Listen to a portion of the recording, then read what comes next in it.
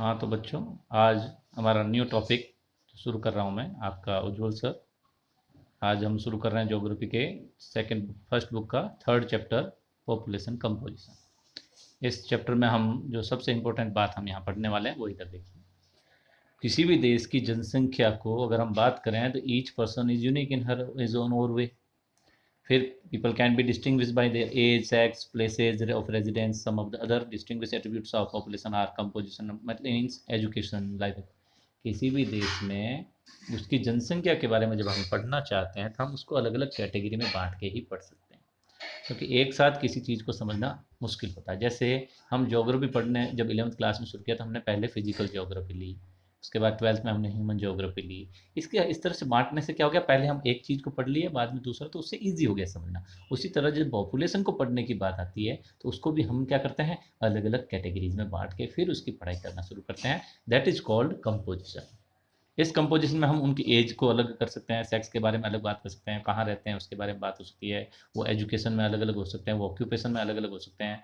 इस तरह से बहुत सारे कंपोजिशन को देखते हैं। तो हम यहाँ पर जो सबसे पहला कंपोजिशन पढ़ेंगे वो पढ़ेंगे सेक्स कंपोजिशन, क्योंकि किसी भी देश के लिए जब वो पॉलिसी डिसाइड करता है या कुछ भी पॉलिसी बनाता है तो वहाँ ये देखना पड़ता है कितने पुरुषों के लिए पॉलिसी बनानी है, कितने महिलाओं की, और उसके लिए हमको सेक्स कंपोजिशन पढ़ना ही पड़ेगा। तो हम यहाँ शुरू करते हैं सेक्स कंपोजिशन।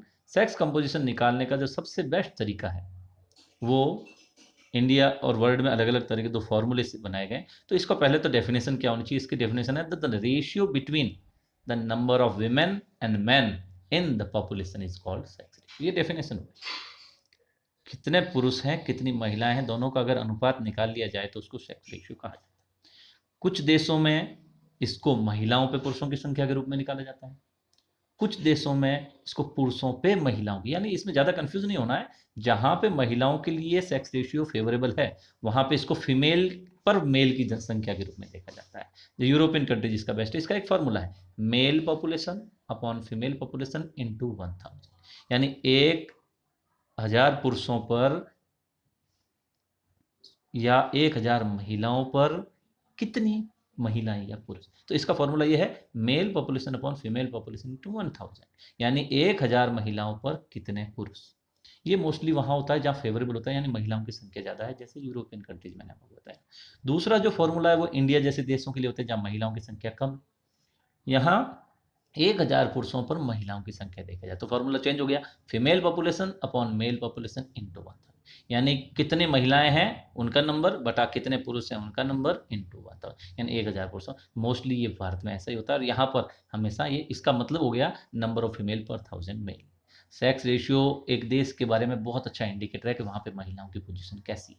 सेक्स रेशियो देख के ही पता चल जाता है कि वहाँ पे अच्छी है। अगर आप वर्ल्ड की बात करेंगे, यूरोपियन कंट्रीज में मोस्टली फेवरेबल है, तो पता चलता है कि वहाँ पे महिलाओं का स्टेटस अच्छा होगा, महिलाओं की हालत भी अच्छी होगी। इसी को यहाँ पे बताया गया है। तो इसको यहाँ बात करते हैं, जब हम इसको और आगे पढ़ते हैं तो ऐसा क्यों, जिन जिन देशों में अनफेवरेबल है उसके बहुत सारे कारण यहाँ पर लिखे हुए हैं। अनफेवरेबल का मतलब महिलाओं की संख्या कम है पुरुषों पे, 1000 पुरुषों में मान लो 900 महिलाएं हैं, 700 महिलाएं हैं, 950 महिलाएं हैं। तो भारत का ही अगर एग्जाम्पल देखें तो भारत में 1000 पुरुषों पर 940 महिलाएं। तो इसको अगर क्यों है ऐसा, तो इसको अनफेवरेबल कहा जाता है। इसका कारण बहुत सारा, पहला कारण इसका है फीमेल फोर्टिसाइड। फीमेल फोर्टिसाइड का मतलब पहले से ही जन्म होने से पहले ये पता कर लिया जाता है कि लड़का है या लड़की। अगर लड़की है तो उसको अंदर ही गर्भ में मार देना, दैट इज कॉल्ड फीमेल फोर्टिसाइड।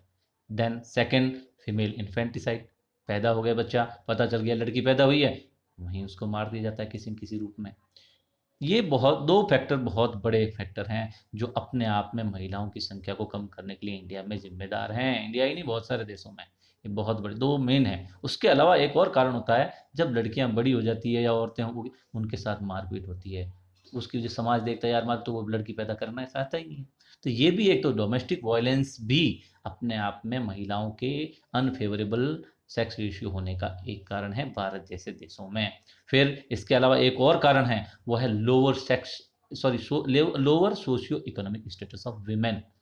ऐसे एरिया जहाँ पे अनफेवरेबल है, मान के रखिए आप, वहाँ पे महिलाओं का जो इकोनॉमिक स्टेटस है, यानी वो कमाती है तो कम है, या उनको कमाने का मौका मिलता ही नहीं है। तो अक्सर ऐसी कंडीशन में महिलाओं के लिए अनफेवरेबल, क्योंकि लोग इकोनॉमिक स्टेटस नहीं है तो वो डिपेंडेंट रहेगी, और डिपेंडेंट जब रहेगी तो मैन फिर वुमेन के साथ मारपीट भी करता है। बहुत सारे अलग अलग, सभी नहीं करते, पहले बहुत ज़्यादा होता था, आजकल तो काफ़ी, लेकिन जब महिला डिपेंडेंट ना हो, इंडिपेंडेंट हो जाए, उसके बाद में महिला को कोई मारपीट नहीं कर सकता, क्योंकि वो डिपेंडेंट नहीं होती, तो वो अपनी मर्जी से अपना काम, तो फिर वो थोड़ा फर्क, तो आजकल जो फर्क आ रहा है उसका यही एकमात्र कारण है कि वो डिपेंडेंट नहीं रही है। तो ये भी एक कारण है जिसकी वजह से बहुत सारे देशों में महिलाओं के लिए अनफेवरेबल यहाँ आ जाता है। नेक्स्ट इसी के बारे में हम और आगे जाते हैं। अगर हम वर्ल्ड का पोजीशन देखें, एवरेज वर्ल्ड पॉपुलेशन का जो रिफ्लेक्ट है सेक्स रेशियो, वो है 102 मेल पर 100 फीमेल, यानी वहाँ पूरे वर्ल्ड का अगर एवरेज निकालोगे तो महिलाओं के लिए फेवरेबल आएगा, 100 पुरुषों पे 102 महिलाएं। बट अगर इसको अलग अलग कंट्रीज और अलग अलग कॉन्टिनेंट्स के हिसाब से देखें तो आप देखिए, लाटविया एक कंट्री है यूरोप में, जहाँ पे 100 फीमेल पे ओनली 85 मेल हैं, पुरुष कम हैं, काफ़ी ज़्यादा कम है, 100 महिलाओं पे सिर्फ 85 पुरुष हैं। वहीं कतर अरब में एक कंट्री है, अरेबियन कंट्री में देखिए आप, 100 महिलाओं पे 311 पुरुष, कहीं आसपास ही नहीं। बहुत अनफेवरेबल सेक्स रेशियो कहा जा सकता है इसको। तो ये अपने आप में दिखाता है कि अलग अलग कॉन्टिनेंट में, अलग अलग कंट्रीज में इसमें बहुत ज़्यादा अंतर हो सकता है। पूरे वर्ल्ड का अगर हम बात करें तो लगभग 139 कंट्रीज ऐसे हैं जिनमें फेवरेबल है, यानी महिलाओं की स्थिति अच्छी है। 72 जो बच गए, जो यूनाइटेड नेशन में लिस्ट कंट्रीज है, वहाँ पर अनफेवरेबल आता है, उसमें इंडिया जैसे देश भी आ जाते हैं। तो एशिया में तो लो सेक्स रेशियो है लगभग लगभग सभी कंट्रीज में, जैसे China, India, Saudi Arabia, Pakistan, Afghanistan, Bangladesh, ये जो हमारे आस पड़ोस में जितने भी देश हैं, सब में लगभग लगभग महिलाओं के लिए अनफेवरेबल है। वहीं आप यूरोप में चले जाओ, रसिया में ले लो, चाहे कहीं और आप यूरोप की कंट्रीज में देख लो, लाटविया तो हमने बता ही दिया, मेल्स हमेशा माइनॉरिटी में पाए जाएंगे वहाँ पे। और मेल के माइनॉरिटी में होने का उसका वहाँ पे एकमात्र कारण क्या है, आप सभी जान लीजिए उस चीज़ को। यूरोप में एक तो महिलाओं का सोशियो इकोनॉमिक स्टेटस बहुत अच्छा है। कारण ये रहा कि जब भी पुराने युद्ध हुए यूरोप में, पुरुष हमेशा युद्ध के लिए चला गया, फिर दूसरे कंट्रीज पे कब्जा किया तो वहां भी पुरुष मेल माइग्रेशन ही हुआ मोस्टली, तो घर पे महिलाएं बच जाती थी, उन्होंने ही देश संभाला, उन्होंने ही घर संभाला, उन्होंने ही खेत संभाले, तो इकोनॉमिक स्टेटस अपना आप अच्छा हो गया। धीरे धीरे महिलाओं की संख्या ही होती पाई जाती थी तब गाँव में। आपने फ्रेंच रेवोल्यूशन के बाद और ये सारे जो पढ़े, उसमें भी आपने देखा होगा गाँव में महिलाएं बच जाती थी, तो उन लोगों ने देश को संभाला, इसलिए वहाँ पे महिलाओं के लिए फेवरेबल और उनका इकोनॉमिक स्टेटस हमेशा अच्छा रहा। और इसीलिए वहाँ पे ना तो कोई फीमेल फोर्टिसाइड होता है, ना इन्फेंटिसाइड होता है, तो वो हमेशा फेवरेबल में ही आ जाते हैं। उसी तरह से अगर हम देखें तो वहाँ पर महिलाओं की तो अब वहीं मोस्टली बाहर होने के कारण, तो ये एक कारण है जिसकी वजह से यहाँ पर सेक्स कंपोजिशन की अगर बात करें तो ये यूरोपियन कंट्रीज में फेवरेबल है, जबकि एशियन कंट्रीज में मोस्टली अनफेवरेबल आता है। तो ये आपका जो पहला टॉपिक कंप्लीट होता है इसमें, वो होता है sex composition of the world. ये अपने नेक्स्ट टॉपिक हम लेंगे, वो लेंगे एज स्ट्रक्चर देखेंगे, जिसमें हम एज सेक्स पिरामिड के द्वारा भी कुछ पढ़ने की कोशिश करेंगे। तो पहला टॉपिक आज कंप्लीट करते हैं, दूसरा हम नेक्स्ट चैप्टर में, नेक्स्ट में लेंगे। Thank you.